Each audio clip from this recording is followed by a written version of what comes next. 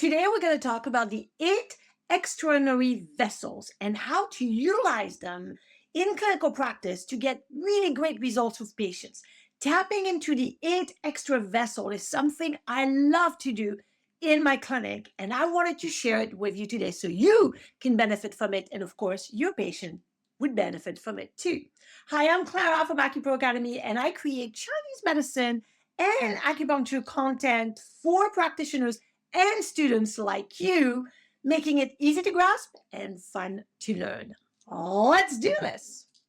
So many of you have asked for me to talk about the 8 extra vessels because I think when I was back in school, in TCM school, we didn't learn a lot about them. It was very quickly brushed over, and they told us about the confluent point or the connecting point to each of the 8 vessels, but it's very quick, and I didn't understand them in a deep way or how to use them in clinical practice.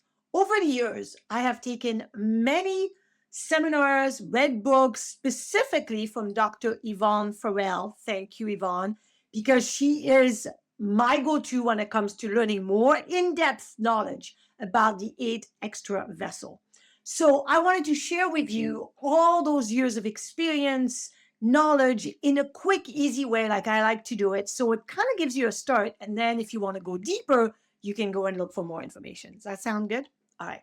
So let's talk about the 8 extraordinary vessel. First, the characteristics. The characteristics of the vessel is they are going to be 8 of them, and they all connect to the kidneys, the TCM kidneys, through essence or jing.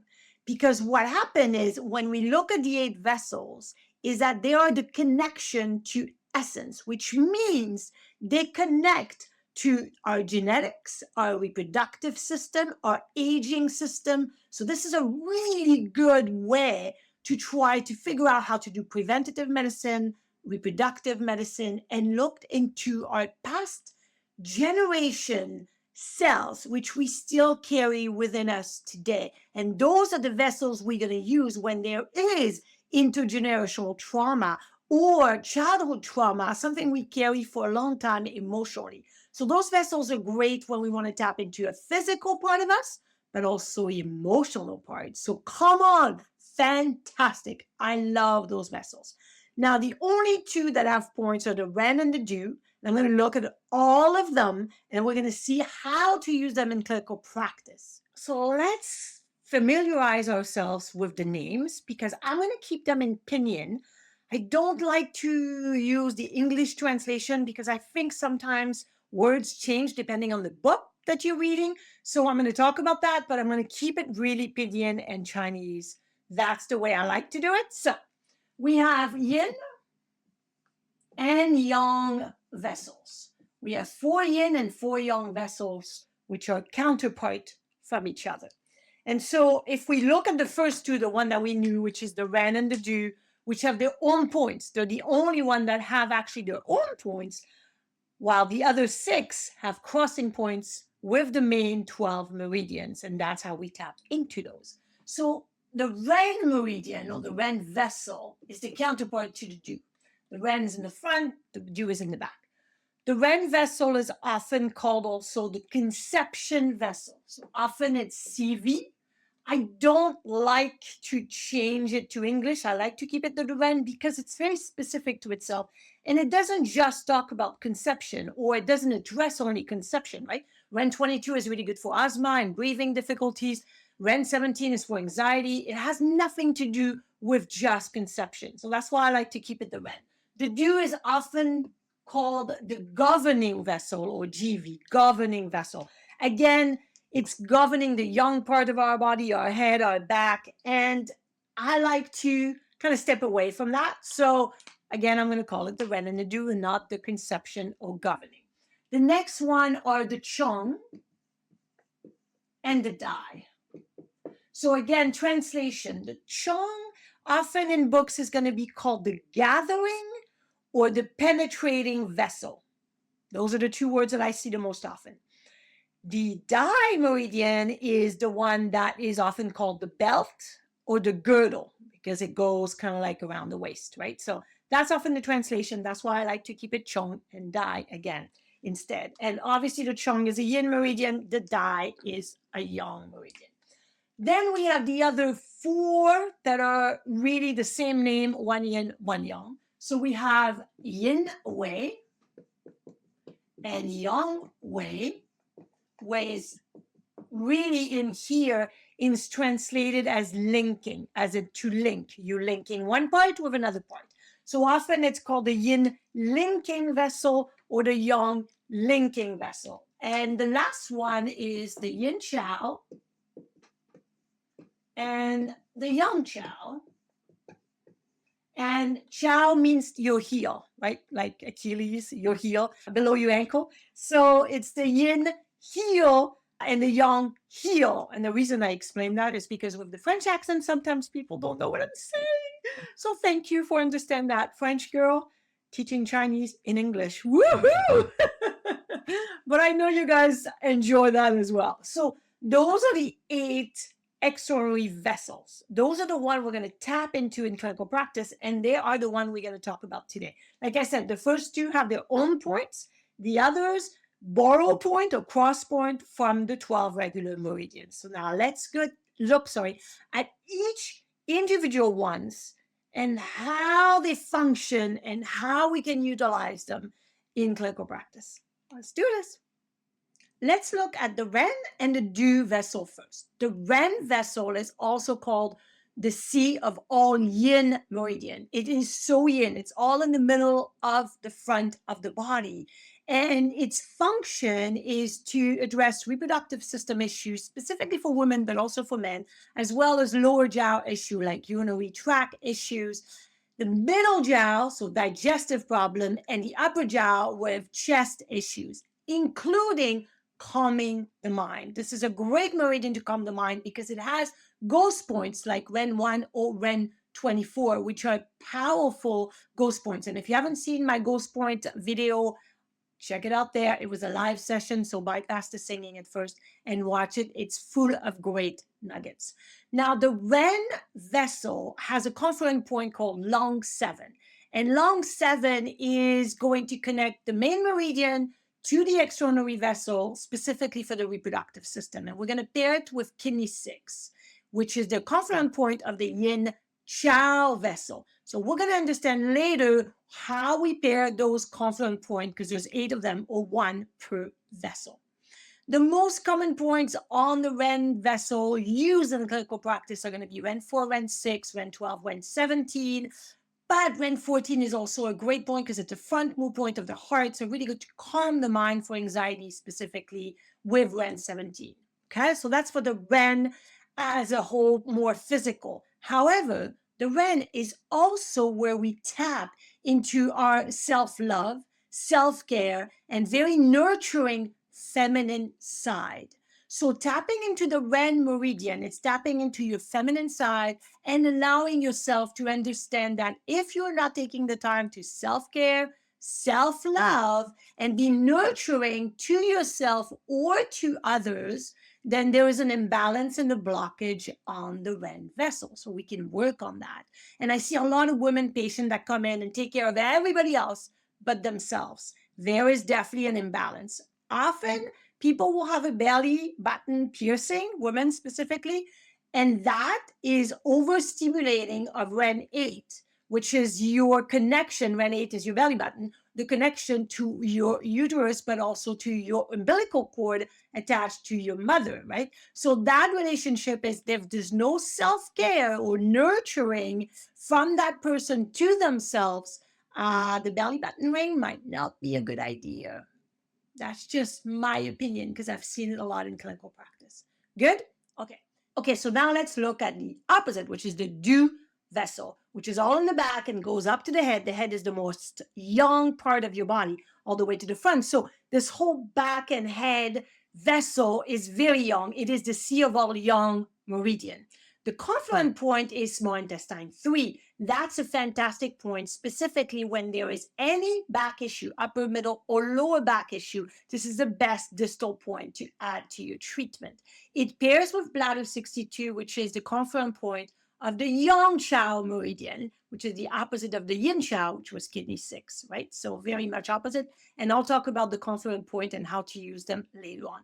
The function of the Du vessel in general in clinical practice, because it goes through all the back, is to strengthen the spine, to address any issue of the male and female reproductive system, issue of the brain, marrow, central nervous system for like dizziness, epilepsy, anything that has to do with tremors and issue with the central nervous system.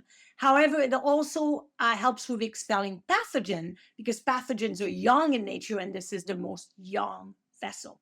The most used point in clinical practice, I will say, is of course Du 4, because it's the Mingmen, right? Very much the fire of who we are. Du 20, Du 1. A lot of people think that we don't use Du 1. I use Du 1 a lot. It's a really good point. And Du 14 specifically with cupping or for external pathogens in general. But we use a lot of other points, like Du 9 is great for epileptic attack. It's such a great point. So that's the nutshell of the Ren and the Du. When it comes to the Du in the emotional aspect that's connecting to our cellular level, is passion is one. So it's not just passion about being passionate about, having intercourse or having our libido all fired up. It's passion about anything, passion about a subject, passionate about something like mountain biking. You're passionate about playing golf or reading or whatever it is. Having a passion, a motivation to learn, to be passionate about something. It's also our capacity to think clearly. So that's really important. That's the brain capacity. It's our independent personality. If you meet someone that's not independent, that always needs other people, their Du meridian has blockage. Does that make sense? And then our determination. The Du vessel is in charge of how motivated and determined we are. So when people are not determined or have no motivation, we have to look at what's blocking on the Du vessel. Pretty cool, no? All right, let's keep going. Let's look now at the Chong versus the Dai vessel. The Chong vessel is the sea of blood, which means it connects to the female reproductive system very well. It's also the sea of Yuan Qi, source Qi. And so what does that mean in clinical practice? It's very grounding. It brings the energy down to our feet. So that's really cool. And it is really connected to kidney and spleen meridian. The confluent point is spleen 4, which is such a point we use for fertility, for pregnancy, for any female reproductive system. And then we pair this with pericardium 6, which is the confluent point of the yin wei vessel. It's also the Chong vessel, the sea of all 12 main meridian, all Zongfu meridians. So it is so powerful in its function. It addresses issue of the digestive system, the chest, the stomach, the heart. It is going to be addressing blood issues, specifically, like I said, for women. It also calms the mind. So it's a very powerful meridian. I think it's one of my favorite vessels. The Chong vessel, I use it a lot in clinical practice. And of course, it does cross the main meridians and doesn't have its own point. But the crossing point of Ren 1, which we can understand is very much for reproductive system, stomach 30, kidney 11 to kidney 21. So a lot of chest point as well. So it does address asthma and breathing abilities as well as reproductive system. When it comes to the mind or the emotional aspect of the Chong vessel, which I'm always fascinated by because it's really kind of cool, I think, anyway, it is our ability to balance love and logic, or heart and our brain. Sometimes you make decisions with your brain, sometimes you follow your gut or your heart. That's what the Chong vessel balances. The ability to think logically, but still have our emotions involved in the decision. Does that make sense? It also gives us our authentic self. When people are authentic and they're real, the Chong vessel is very strong. When people are needing to put up an image all the time, to do the fake image. And I know it's a self-preservation, it's a fear, it's all about issues, but that means the Chong meridian is very blocked. There's issue of the Chong vessel when people are fake and they're not being authentic to others or even to themselves. And that's the case with a lot of people I see in clinical practice as well. And you could see that with having the Chong vessel very blocked, and we can use those points to kind of smooth that over. Pretty cool, no? It's also the vessel we use for intergenerational trauma and the one we use for people that have bad habits. Let's say you chew on your nail all the time, or you have habits that are detrimental to your own well-being. That is a great meridian to use. Okay, so now let's talk about the Dai vessel, the girdle, the only vessel and the only meridian of all meridians we know, the 12 regular, everything, anything, the collateral, the divergent, the muscular region. This is the only vessel that actually is horizontal instead of vertical, which is kind of cool. It makes it really interesting, right? So the Dai vessel is often called the girdle, as I said earlier, or the belt, because it's the only one that is going to be squeezing your waist kind of thing, right? It's the one that holds everything in place because it's the belt. It holds your pants up. Make sense? Okay. The main functions of the Dai vessel is to hold everything in place, like I said, like your belt. That means that it's great for prolapse, for anything that's going to drop specifically. It's going to hold in place and protect the hip, the pelvic floor, the whole hip girdle area. So it's great for reproductive system issues, but also for external genitalia issue because it is connected to the sanjiao and the gallbladder, which are great to eliminate damp or damp heat specifically in the lower jiao. So external genitalia issue, that is a great meridian for that as well. It's also connected to the liver and gallbladder. So we'll see it's really good for migraine and headaches that are more in liver headache, like liver yang rising or Qiao headaches. We use gallbladder 41, which is the confluent point of the Dai vessel, in pair with Sanjiao 5, which is a confluent point of the yang wei vessel. So those two we often use specifically when there's damp heat. We'll see that a bit later. When it comes to the emotional aspect of the Dai is the container. It contains all our emotion. So childhood trauma would be contained in the Dai. And that's often the case. I see this in clinical practice when people have childhood trauma and they have a lot of pelvic floor issues, specifically women, like painful menstruation, fibroids that keep growing back, even though they were, taken care of. Like literally the trauma is sitting in that hip girdle and creating some issue. It's also our self-preservation vessel. So when there is no self-preservation, there is an issue with the Dai vessel, as well as when it comes to survival, right?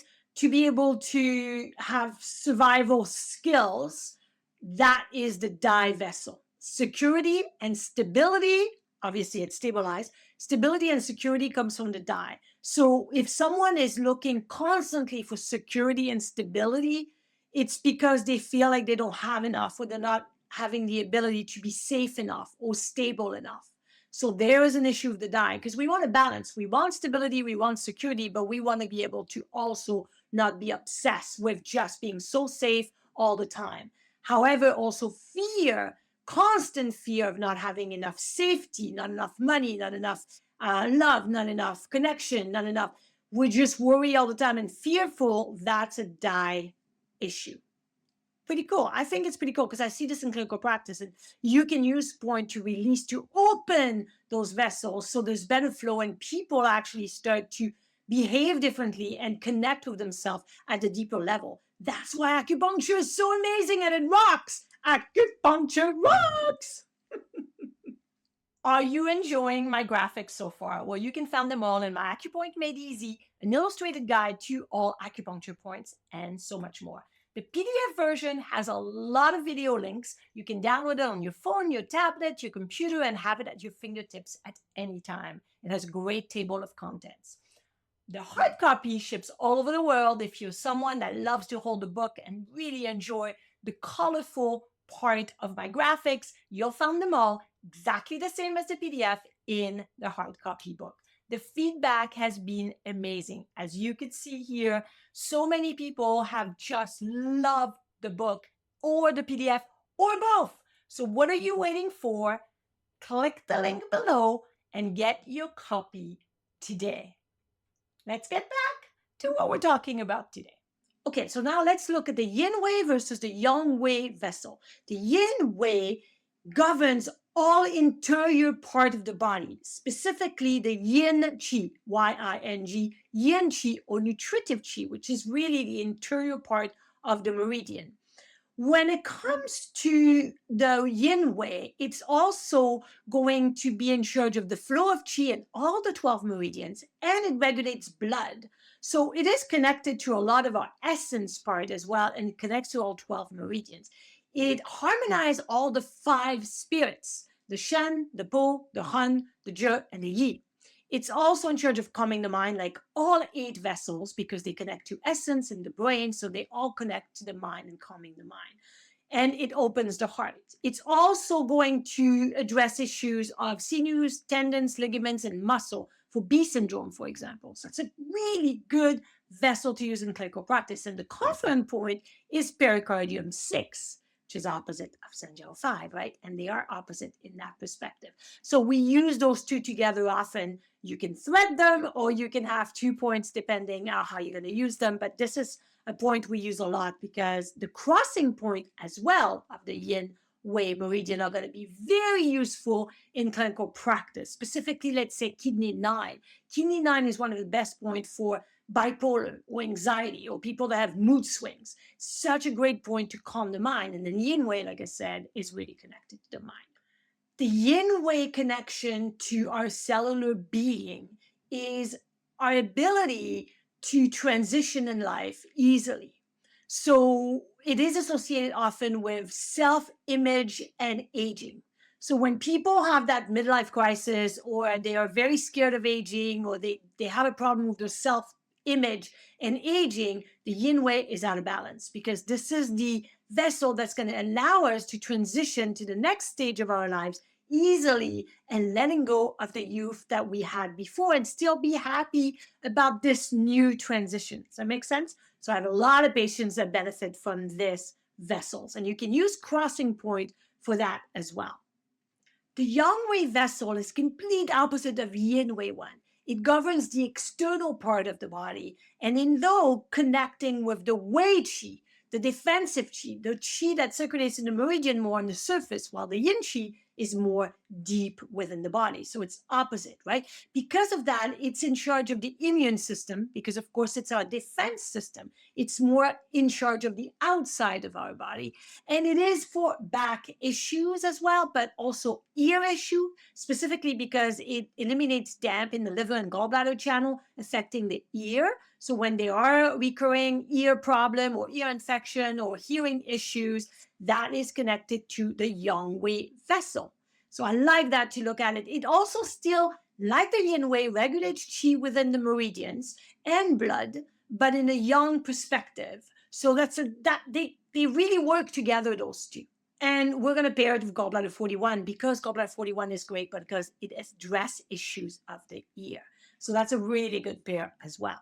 So those two we're going to utilize as opposite, but sometimes together. That's why often you can also use PC6 and Sanjiao 5 together. That would work quite well, actually, when we want to address issues that are affecting both. There is crossing point as well, as you can see on the yang wei vessel that we can use in clinical practice. The yang wei, when it comes to the cellular emotional level, is in charge of being able to have relationships that are flourishing and growing and not sabotaging them. If you self-sabotage relationship over and over and over, the yang wei vessel is stuck. It feels stuck. So it's really in charge of having flourishing, beautiful relationship and connecting with others because yang wei means linking, right? It's yang linking. You're linking to others, which I think is really, really cool. It's also in charge of moving forward. So if you feel stuck and you can't move forward, you can't let go of the past, you can't go and make changes, there's an issue of the yang wei. So when people have a hard time and they can't go forward and they're stuck in one place, then that is an issue of the yang wei. So we can use that to help them get unstuck and move forward. Pretty cool. The last two, the yin Qiao versus the yang Qiao. So the yin Qiao is going to be in charge, I should say, of muscular activity, specifically on the lower limb. It's also in charge of being able to close our eyes at night and have beautiful sleep. Nighttime is yin time, right? So if there is a lot of insomnia, specifically people that work shift, which is really hard because then they have to sleep during the day, this is a great meridian to utilize to help them sleep. That's why kidney 6 is such a great point for insomnia, specifically when there is anxiety, fear, or shift work, because the body is all upside down from nature, from the way we're supposed to sleep, which is during the night. So that's a really good meridian for that. It's also going to address lower jaw issue like external genitalia issue, but also for postpartum health. It's also in charge of thyroid health, so very much related to a lot of women disorders that I see in clinical practice. When it comes to the emotional aspect of the yin Qiao meridian, it is going to be connected to how we stand up for ourselves, how we don't let people run over ourselves, how we don't let people taking advantage of us, right? We're not a doormat. And if you have patients that everybody takes advantage and the patient allows that, then they need to stand up for themselves. We need to give them strength. We give them the strength to finally learn to say no, which is not easy to do. It took me a long time to do that, right? It's with growth, with time, that eventually you learn to say no. It's also going to be our introverted side when we need to self-reflect, to calm down. And I have patients that hate to be by themselves, to be alone with their own thoughts. That's a problem with the yin Qiao vessel, because it is important to be with your own thoughts and take the time to self-reflect. We need to balance this with go and activities like the yang Qiao. Make sense? Okay, so kidney 6 is the confluential point of the yin Qiao, and we pair it with lung 7, which is the ren vessel confluential point. So often we put those two together, and we use the crossing point as well really well for addressing sleep issue like kidney 6, like I said, which is often the case. Now, the yang Qiao is the opposite. So the yang Qiao vessel is in charge of keeping our eyes open during the day. So if people are sleepy and they just want to sleep all the time during the day, that is an issue with the yang Qiao. The yang Qiao can also treat insomnia with the yin Qiao. Usually you can use them both together, because the yin Qiao is supposed to close our eyes at night and be able to sleep. The yang Qiao has to keep our eyes open during the day. However, sometimes the yang Qiao is so in excess that at night the eyes won't close and the person is tired, but they can't fall asleep. They're wired up and they can't fall asleep. So that's a yang Qiao issue. So we often use them in pair, which makes sense because they're completely opposite, right? And so they work well together to balance everything. They're also, as you can see, in charge of muscular activity in the lower legs, just like the yin Qiao. So they complement each other. They also are in charge of the gait, your posture. So the yang Qiao is in charge of your posture, of having balance, being able to balance yourself so you're not tripping. So someone with great balance, and you can work at this, is a strong yang Qiao. Good.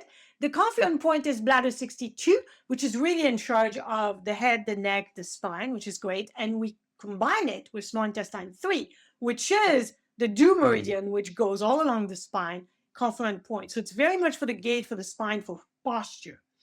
And what's interesting about this is looking at the emotional aspect or the cellular mental aspect of the yang Qiao. That is looking at the extroverted part of us, at us wanting to be in the world and connect with others. So again, it's a balance. We need introverted time, but we need extroverted time where we connect with others and we are active.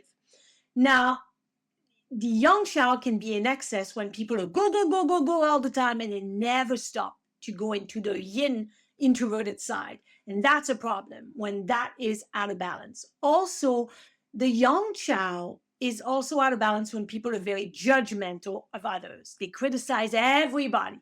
And so I've had patients over the years that have that temperament where everybody else is bad, everything is, and then it's all other people's fault, and it's this person and that person. That is a young child issue. You can calm that down, rebalance it though, so the person can be more balanced and not just criticizing and judgmental of others all the time, and see a better outcome, because obviously that's not a positive outcome. Does that make sense? So it's really cool. I think that's pretty cool. Don't you think so? I hope it brought some light on how to start looking at the 8 vessels and what to use them for in clinical practice. Now, the 8 conferential point of the 8 extra vessels I use a lot in clinical practice. There is a lot of school of thoughts out there. A lot of people will say, oh, you're tapping, if you use those points, you tap into essence, you might deplete the person. I've been doing this for a long time, and I've been learning a lot from Jeffrey Yuan and Yvonne Farrell, and I follow their teaching because I really like the way they practice, and it's been working really well for me. So I'm not really concerned about tapping into essence and losing Jing, G-I, not Jin as in, the drink, but Jing as in essence, G-I-N-G. Okay, so let's look at lung 7, kidney 6, pericardium 6, vein 4, small intestine 3, bladder 62, Sanjal 5, gallbladder 41. Those are the conferential point that we often pair with opposite.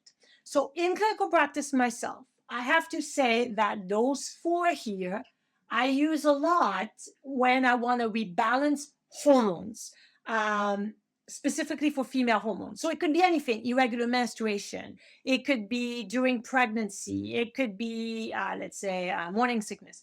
It could be menopausal issue. It could be hot flashes. It could be anything with painful menstruation, anything that's affecting the female reproductive system, including specifically the uterus and that system of menstruation, right? That's why menopause is the end of menstruation, or during menstruation, or during pregnancy, where we're growing a baby and the uterus is now used for something else.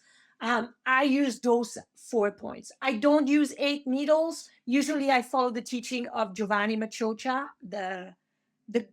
for me, the teacher that also taught me a lot from his book. So I love that.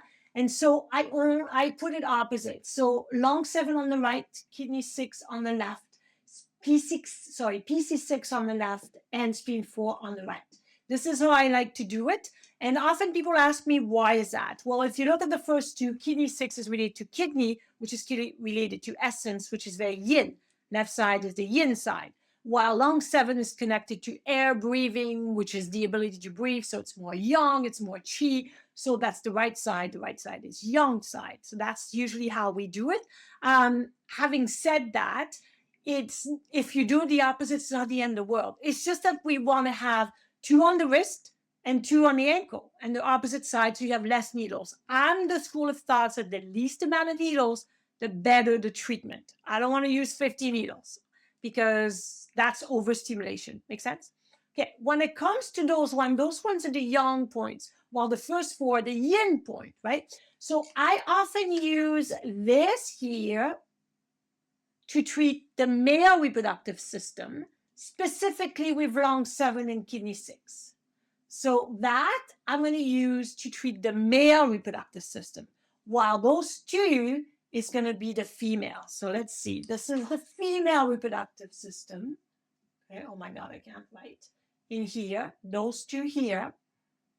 And this one here is more the male, right? So that's how I do it. I love to use small intestine 3, bladder 62 to rebalance the male reproductive system with those 2 to try to connect. And you can use dew 4 and other dew points for the male because the male is more young in nature. This one, the last 2, you can use both in male and female. This is for lower jiao damp heat. Okay, damp heat in the lower jiao, specifically affecting the pelvic floor. So external genitalia outbreak, like herpes outbreak, for example. Or it could be a lot of vaginal discharge, maybe a yeast infection for women. That would be those 2 points. Or there is pelvic inflammatory disease, PID, that's affecting the whole pelvic floor. Those points are really good for that because they are decreasing the inflammation in the pelvic floor. So that's how I use those 6 to 8 points, depending how you use them in clinical practice, in an easy way. Of course, you have to do a TCM diagnosis for each patient and follow your diagnosis and your treatment plan. But there are some points that we use in conjunction with each other to really tap into the essence, to tap in the eighth vessel, and to look at the reproductive system from that perspective. So for me, that has worked really well in clinical practice for many years. I have a course on fertility, a course on pregnancy. They're online, they're at your own pace, and you get CEUs for them. You can check them out on my website, acuproacademy.com. Those courses, in both those courses, I talk a lot about how to use those 8 points specifically for the female reproductive system. I hope that was useful and that gave you an idea on to start really looking into the eighth vessel more and more. Thank you for being here. I have so much more on my website resource page, so go check it out because I have treatment protocols, I have free courses, I have a lot of PDF that you can use in clinical practice. I hope you have a fantastic day, and no matter what, keep rocking it using TCM.